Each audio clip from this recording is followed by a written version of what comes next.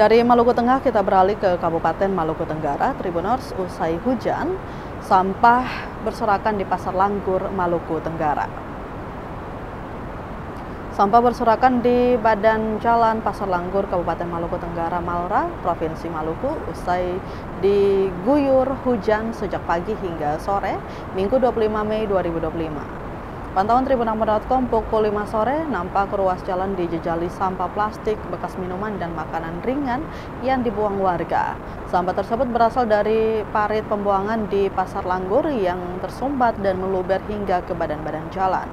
Sementara pemandangan yang sama juga terjadi di pangkalan ojek belokan ke arah Pasar Sayur. Sampah-sampah yang berserakan tersebut didominasi oleh plastik kemasan jajanan, kayu, hingga karton bekas. MP, salah satu tukang ojek di kawasan tersebut, mengatakan pemandangan ini kerap terjadi setiap kali turun hujan.